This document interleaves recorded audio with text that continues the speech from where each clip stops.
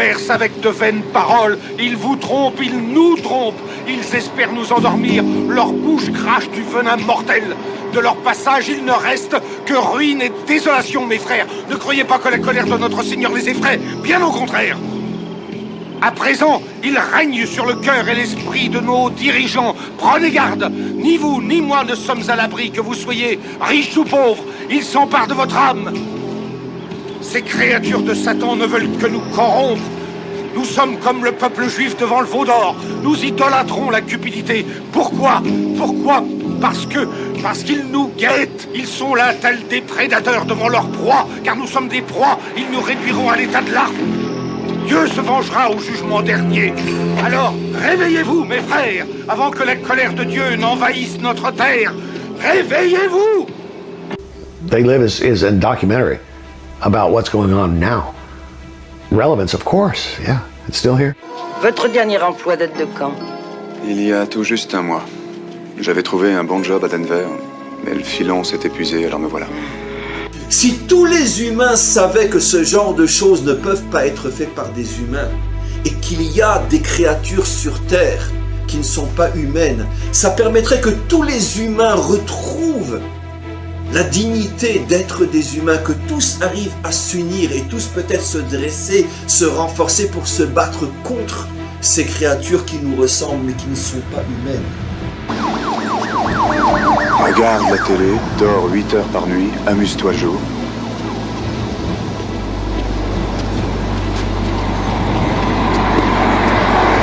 Achète.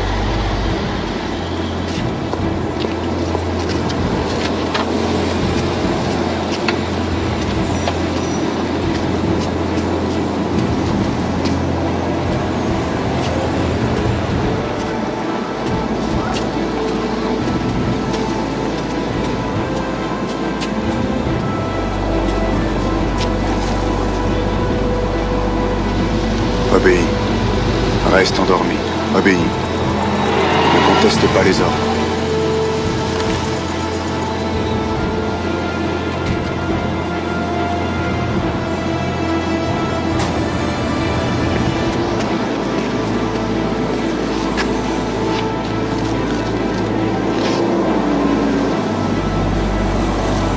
Un problème?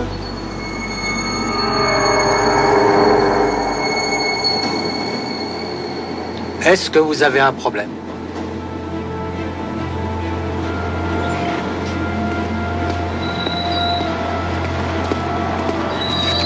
Un journal, ça vous fera $1. Votre monnaie.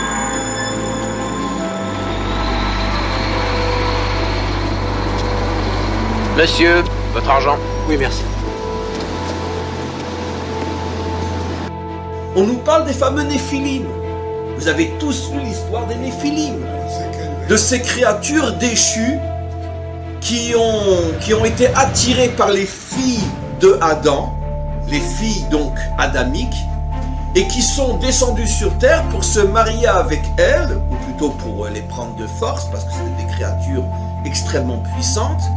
Et de cette union pas tout à fait naturelle sont nés, les Han-Shechem sont nés des gens très très puissants, qui sont devenus d'une certaine manière les dirigeants du monde, et ceux qui vont être les dirigeants qui vont amener la génération du déluge, comme c'est clairement, absolument clairement dit dans la Torah. Pourquoi es-tu venu à moi? Es-tu devenu mon amant? Était-ce un rêve?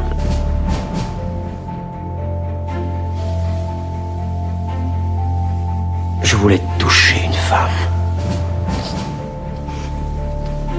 Comme seuls les mortels peuvent le faire. Je peux savoir qui vous êtes? Nous sommes ceux qui faisons en sorte que tout se déroule selon le plan. Je m'appelle Richardson.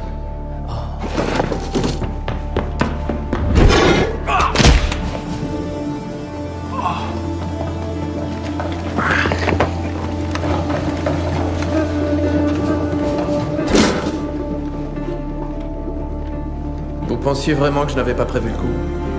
Je lis dans vos pensées. Ouais, vraiment. Pensez à une couleur. Bleu. Un chiffre 26. Alors, pourquoi songez-vous encore à Philippe? Je ne comprends pas du tout ce qui se passe. Vous avez regardé derrière un rideau dont vous n'auriez même pas dû connaître l'existence. Ça doit être troublant. Ce n'est pas de votre faute. Votre passage dans le monde ce matin aurait vraiment dû être ajusté. Il était prévu que vous renversiez votre café au moment d'entrer dans le parc. Vous seriez retourné vous changer, vous auriez raté l'autobus, et vous seriez arrivé au boulot avec 10 minutes de retard, et nous aurions déjà été loin. Il était prévu que je renverse mon café. C'est ce que nous appelons un ajustement.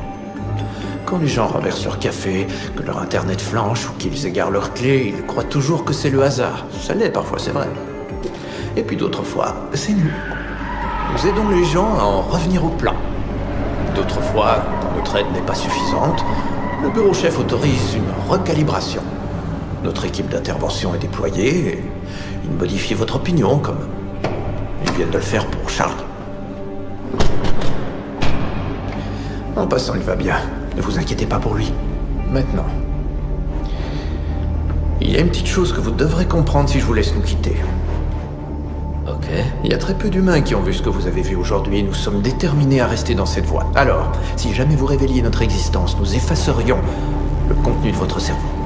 L'équipe d'intervention vous réinitialiserait.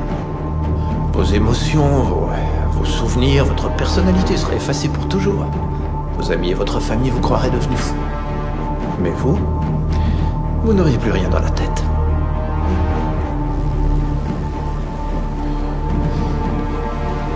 J'ai été clair? Pas un seul mot nous concernant. Dors, Sweet, dors. Dors, Sweet, dors. Sweet. Où est passé le libre arbitre? Nous avons essayé le libre arbitre, jeune homme. Après vous avoir conduit depuis la période chasse et cueillette jusqu'à l'apogée de l'Empire romain, nous avons pris du recul pour voir vos réactions. Vous nous avez donné 5 siècles d'âge des ténèbres, jusqu'à ce que nous décidions de vous reprendre en main. Le grand patron a cru fermement qu'il suffirait de vous enseigner un peu mieux comment rouler à bicyclette, avant de retirer de nouveau les roues d'appoint. Alors, nous vous avons concocté la Renaissance, le siècle des Lumières, la Révolution scientifique. Durant 600 ans, nous vous avons enseigné comment contrôler vos impulsions grâce à la raison. Puis, en 1910, nous avons de nouveau cessé nos interventions. Et voilà qu'en 50 années, vous nous avez donné la Première Guerre mondiale, la crise économique, le fascisme, l'Holocauste, et pour couronner le tout, vous avez failli détruire la planète par le biais de la crise des missiles à Cuba. C'est là que nous avons décidé d'intervenir à nouveau avant que vous ne fassiez quelque chose que même nous ne pourrions réparer. Vous n'avez pas le libre arbitre, David. Vous avez l'illusion du libre arbitre. Vous pensez que je vais vous croire? Je prends des décisions tous les jours. Vous avez le libre arbitre quant au choix de votre dentifrice ou ce que vous buvez au déjeuner, sans doute, mais l'humanité n'a pas assez de maturité pour contrôler ce qui importe vraiment. Vous contrôlez ce qui importe, c'est ça? La dernière fois que j'ai vérifié, le monde était plutôt mal en point. Il continue à exister. Entre vos mains, il serait déjà moribond. On ne vit que dans des fantasmes d'illusions optiques et d'illusions sensorielles. Et donc, évidemment, que c'est quoi les anges? Je ne vais pas parler des anges comme on pourrait en parler à la synagogue ou à l'église. C'est pas de ça que je parle. Les anges sont tout simplement des énergies, des forces, des créatures qui existent, qui pensent, qui réfléchissent, qui ressentent, mais qui n'existent pas dans